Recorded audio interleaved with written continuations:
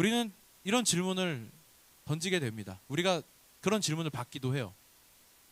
그죠? 대개는 이제 불신자인 친구들한테서 그런 얘기를 들을 때가 있죠. 하나님 계시는데 왜 나쁜 놈들이 이렇게 막 있냐. 그런 이야기들을 합니다. 저도 그런 질문을 던질 때가 있어요. 하나님 도대체 뭐 하십니까? 할 때가 있어요.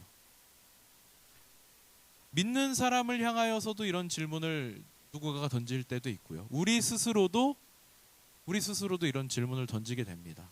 하나님 계시는데 왜 저런 악한 일이 일어나게 됩니까? 어떤 일들이 있어요?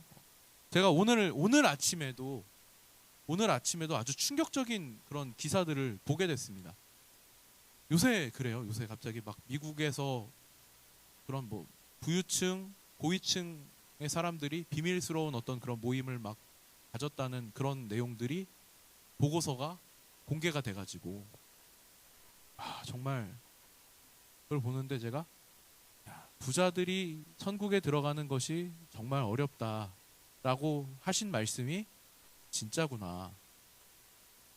얼마나 그 사람들이 악하게 행동을 했는지 저도 사실은 너무 막 그런 일에 제가 관심 갖고 싶지 않아서 아주 디테일하게 관심을 갖고 보지 않았는데도 그냥 대략적인 내용만 봤을 때도 너무 충격적이더라고요. 근데 오늘 아침에는 여러분은 아마 잘 모를 수도 있습니다. 저기 유럽에 유고 연방이라고 하는 나라가 있었어요.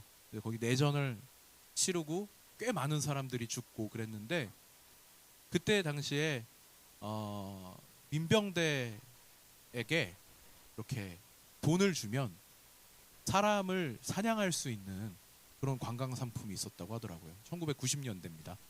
야만의 시대가 아니에요. 제가 생각할 때 1990년대는 야만의 시대가 아니었는데 1990년대에 그런 일이 있었대요. 그래서 노인들은 공짜로 죽일 수 있게 해주고 젊은 사람들은 이제 돈 받고 그렇게 부유층, 고위층들이 와서 그렇게 했다고 하는 거예요. 근데 그게 오늘 아침에 제가 뉴스를 본 겁니다.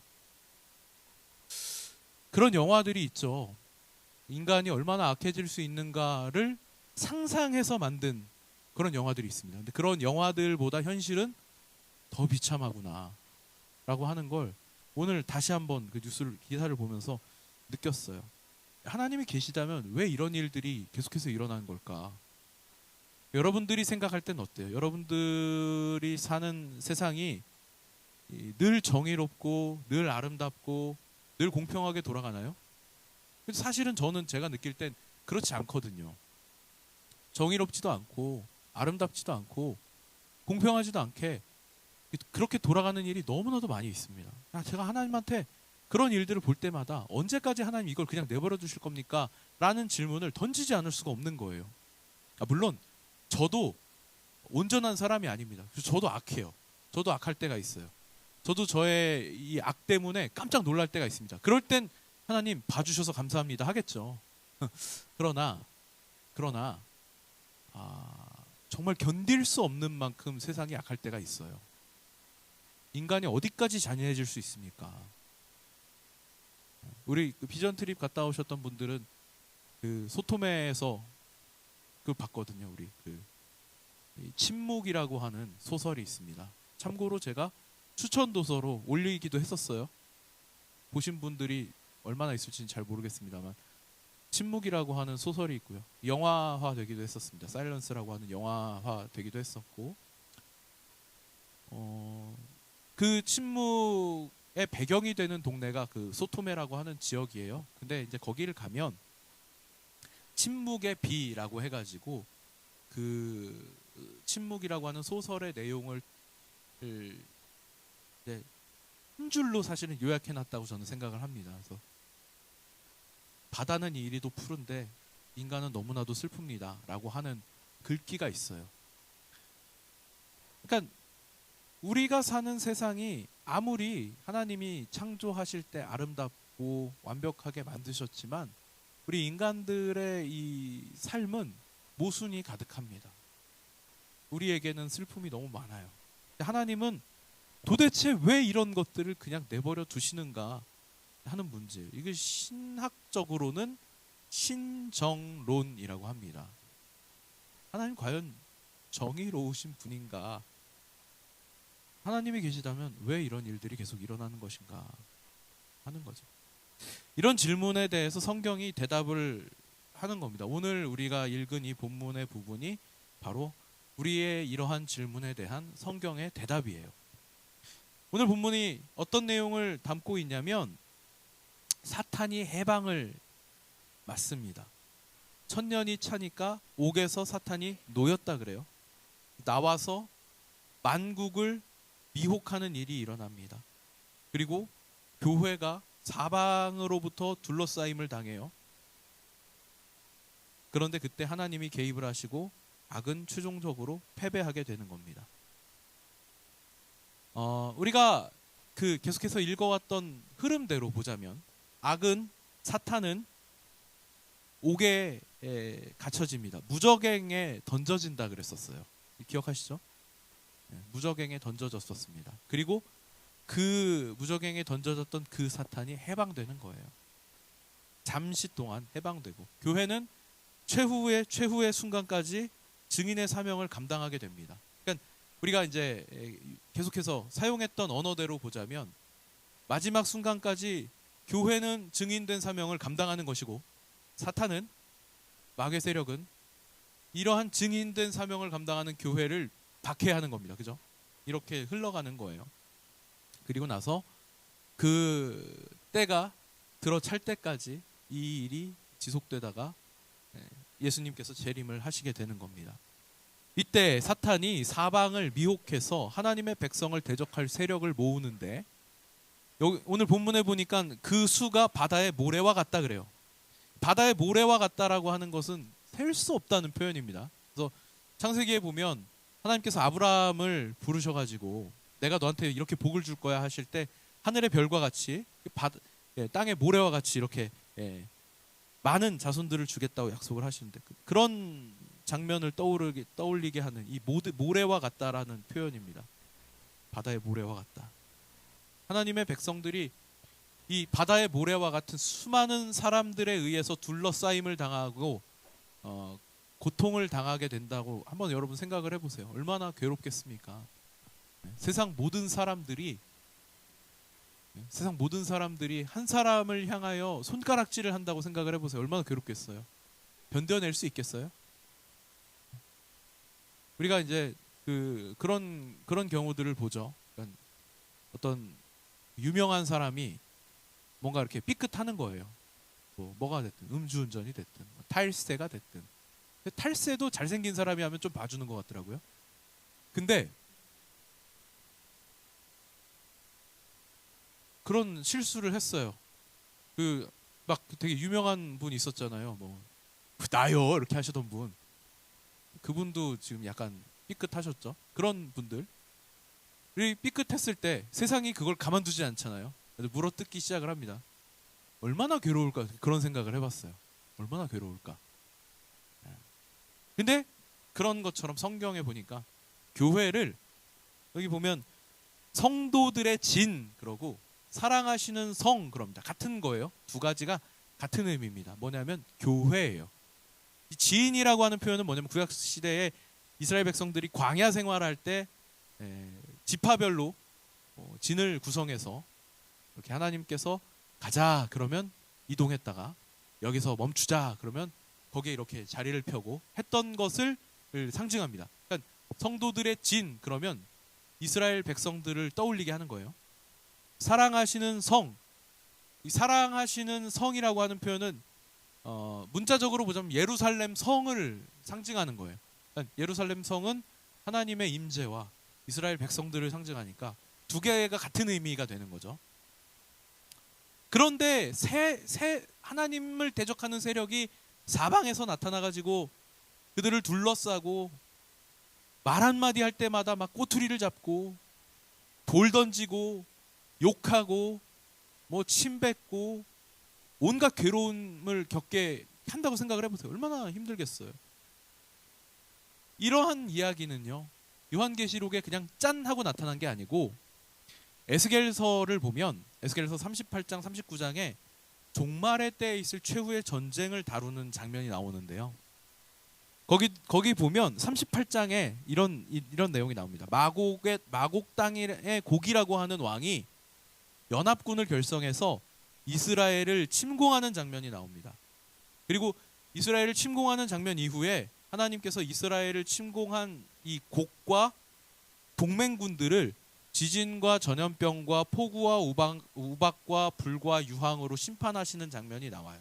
그래서 39장으로 가면 곡과 동맹군의 무기가 7해 동안 7년 동안 불태워지고 7달 동안 매장되어서 이스라엘이 정결하게 됩니다. 그리고 곡과 그 동맹군들의 시신이 새와 들짐승들의 잔치상이 돼요. 낯설지 않죠? 이런 흐름의 이야기가 여러분 낯설지 않습니다. 그러니까 우리는 요한계시록에서 이렇게 반복되는 이야기였잖아요. 계속해서 이야기가 반복되고 있습니다. 반복되는 이야기 가운데 단편적으로 계속해서 그런 이야기들이 언급되고 있었던 거예요. 뭐냐면 영화로 따지면 잘 만든 영화일수록 감독은 치밀하게 초반부터 힌트들을 막 뿌려놓잖아요.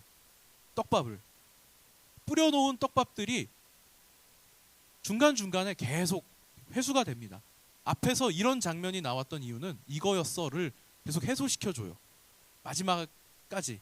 그리고 나서 최후에 깜짝 놀랄 만한 반전도 있고 통쾌한 사이다 장면들도 나오고 그리고 나서 마지막에 결론 쫙 정의가 승리하는 잘 만든 영화일수록 그런 것들이 치밀하게 구성이 될 텐데 요한계시록이 사실은 그런 역할을 하는 겁니다. 그러니까 성경 곳곳에서 하나님께서 이런 예언의 말씀들을 통해서 우리에게 사실은 다 알려주신 내용들인데 이러한 것들이 어떻게 회수가 되느냐 하는 겁니다. 그래서 사실은 요한계시록을 읽을 때는 구약 성경에 대한 지식이 있어야 이해가 잘 되는 부분들이 많아요. 하나님께서는 이스라엘을 향하여 회복의 메시지를 선포하시는 것으로 이렇게 에스겔서에 그 종말의 때에 대한 예언이 나오게 되는데요. 에스겔서에서 이 곡과 마곡은 사방의 백성, 만국을 의미합니다. 그리고 요한계시록에서도 동일한 의미로 사용이 되죠. 이 많은 수를 묘사하기 위해서 바다의 모래와 같다 그래요. 이후에도 이런 표현은 항상 이렇게 사용됩니다. 많은 수의 백성들을 묘사할 때, 그리고 이스라엘을 대적하는 적의 수가 많다라는 것을 나타내기 위해서 이런 표현을 사용합니다. 바다의 모래와 같다. 곡과 마곡이 하나님의 백성을 공격하는데 하나님께서 사랑하시는 자들이에요. 하나님께서 아끼고 사랑하는 자들을 공격한다는 건 하나님을 대적한다는 겁니다. 그죠? 네. 그런 겁니다. 누군가가 교회를 대적한다는 것은 하나님을 대적한다는 거예요. 네. 제가 조금 비약을 해보자면 우리 청년부를 건드리는 것은 곧 나를 건드리는 것이다. 저는 이렇게 받아들이는 겁니다. 비약을 조금 해보자면 하나님께서 아끼고 사랑하시는 대상을 공격하는 것으로 하나님을 대적하는 그런 장면이 나오게 됩니다. 그리고 특히 제가 이 성도들의 지는 광야 생활을 하는 이스라엘 백성들을 떠올리게 하는 표현이라고 했는데, 여러분 이 광야 생활이라고 하는 것이 결론적으로 가나안에 들어가기 위한 과정이에요. 그렇죠? 그러니까 가나안에 들어가면 그 다음에는 이제 하나님의 나라를 세우는 일들을 하겠죠. 그러니까 이 성도들의 진이라고 하는 표현, 그리고 나서 그 다음에 사랑하시는 성이라고 하는 표현이 별개의 문제가 아니라는 걸 다시 한번 여러분 기억하시길 바랍니다.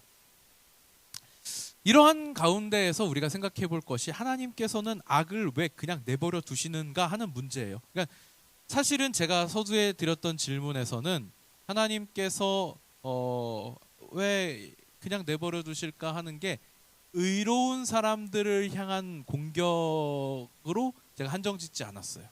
그냥 불특정 다수를 향하여서도 그렇게 나쁜 행동을 할 수 있다는 걸 제가 말씀을 드렸었죠. 그런데 사실 요한계시록에서 주된 주제로 다루게 되는 이야기는 뭐냐면 하나님의 백성들은 왜 고통을 당하는가예요. 그러니까 우리가 뭘 잘못했길래 박해를 받고, 뭘 잘못했길래 순교를 당해야 하고, 뭘 잘못했길래 그렇게 힘들어야 하는가, 이 질문이거든요. 근데 꼭 그런 질문이 아니더라도 우리가 늘 마주하고 있는 하나님이 계시다면의 문제는 꼭 교회가 이렇게 어려움을 겪어야만, 성도들이 어려움을 겪어야만 던질 수 있는 질문이 아니죠. 여전히 악은 존재합니다. 우리 제가 청년 리더들하고 같이 신의 악단 영화 최근에 지난주였나요? 그때 보러 갔었는데, 그 영화 속에서도 사실은 막 엄청 그런 장면이 많이 드러나진 않았지만 중간중간에 약간 나오긴 했지만, 북한에서 기독교인들이 겪게 되는 어려움, 우리가 상상하는 것보다 더 심각하거든요. 그 성도들이 왜 그런 고난을 겪어야 하는가? 우린 사실 알지 못해요. 우리는 그러면 우리 바꿔서 생각해 보자고요. 우린 뭘 잘해서 이렇게 편하게 신앙생활을 하는 거예요, 그러면? 네? 그죠? 우리는 뭘 잘해가지고, 뭐가 잘났길래, 그들은 뭘 잘못했길래, 그죠? 사실은 거기에 대해서 우리가 어떤 답을 명확하게 내릴 수 없습니다. 제가 인간이 어디까지 약해지는가에 대해서 말씀을 드렸었어요. 그 넷플릭스의 오징어 게임이라고 하는 그 드라마죠, 그거는.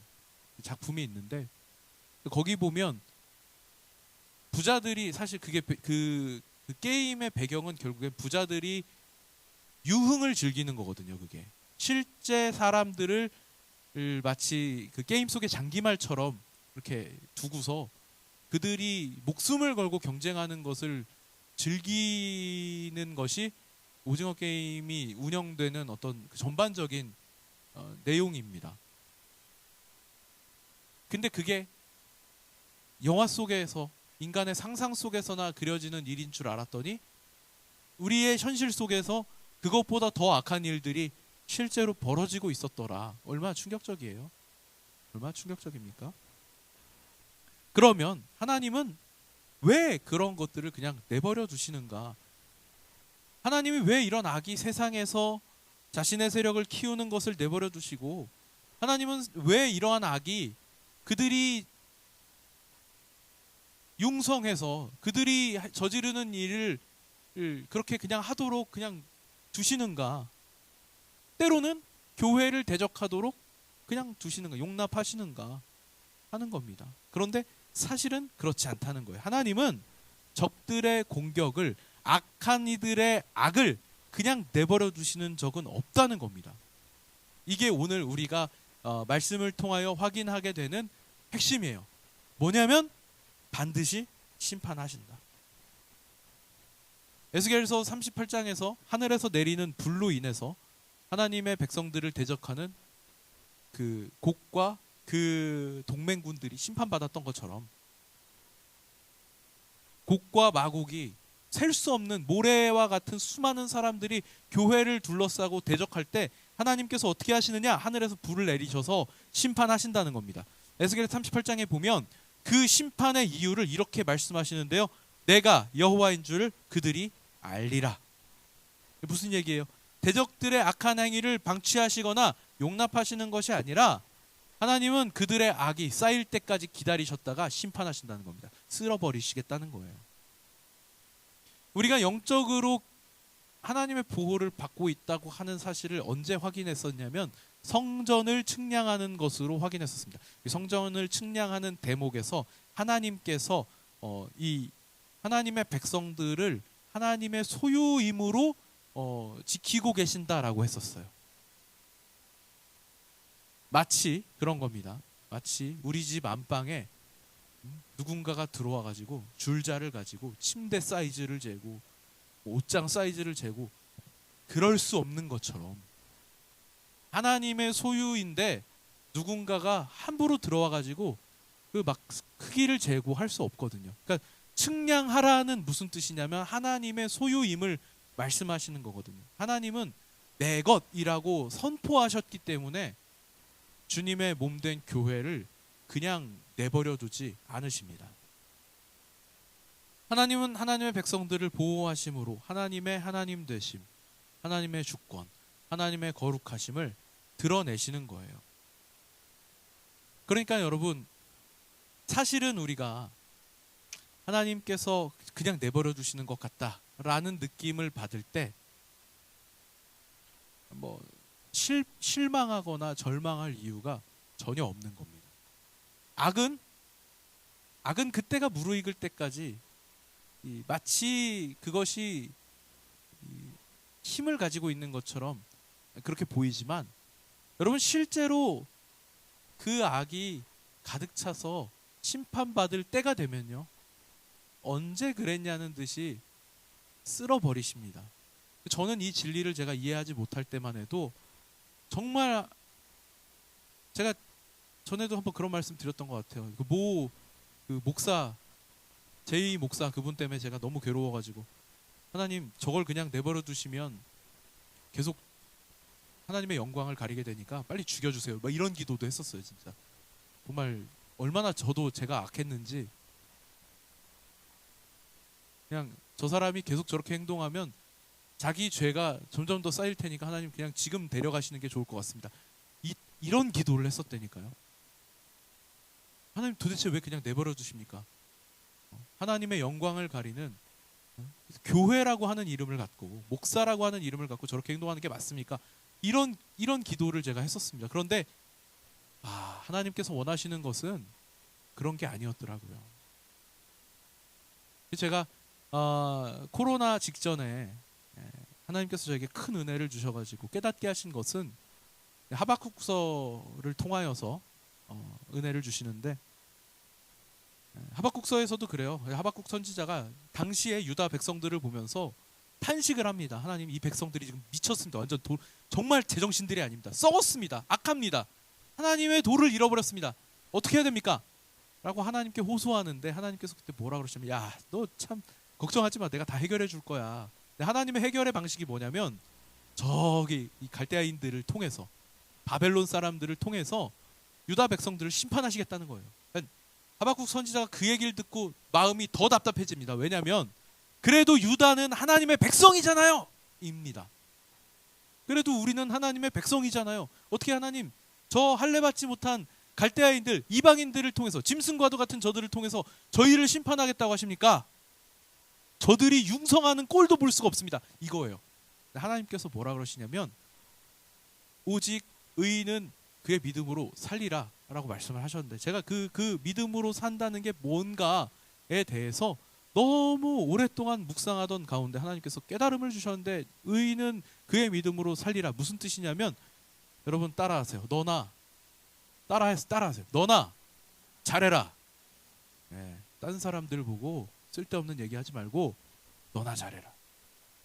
왜 그러냐면요, 하나님은 하나님의 일을 하시는 분이에요. 하나님은 하나님의 일을 하십니다. 그러니까 우리는 그게 내 마음에 하나님의 방식이 내 마음에 안 들어서 못 견디는 거예요. 사실 하나님이 정의로우신 분입니다. 여러분, 통치자는 정당해요. 그런데 이제 우리가 그런 생각을 못하게 되는 가장 큰 이유가 뭐냐면, 여러분 다 민주사회를 살고 있기 때문에 그래요. 여러분이 성숙한 민주 시민이다 보니까 통치자가 자기 마음대로 하는 걸 견딜 수가 없어요. 그죠? 그래서 막 탄핵하잖아요. 통치자가 야밤에 계엄을 때리면 돼요, 안 돼요? 정치 얘기하는 거 아닙니다. 오해하지 마세요. 좋은 예라서 그러는 거예요. 결론적으로 지금 재판을 하고 있잖아요. 그래서 그게 바른 행위였는지 아닌지 재판을 하고 있죠. 우린 못 견디는 거예요, 그걸. 왜? 우린 성숙한 민주 시민이니까. 그렇죠? 근데 사실은 하나님은 왕이세요. 왕. 국민이 뽑아서 선출한 대통령이 아니라 하나님은 왕이십니다. 왕은 달라요. 국가의 주권은 국민에게서 나온다는 우리 성숙한 민주 시민들의 생각인 것이고, 짐이 곧 왕이고 짐이 곧 나라고 짐이 곧 법이다. 이거는 왕정 시대에는 이렇게 말을 했었습니다. 그러니까 왕은 항상 정의로워요. 왕의 통치는 늘 의롭습니다. 하나님의 방식은 늘 의로운 거예요. 우리가 거기에 이렇다 저렇다 말을 할 수가 없는 겁니다. 근데 그걸 못 견디는 거예요. 그러니까 자꾸 하나님의 방식에 물음표를 가지게 되는 건데요.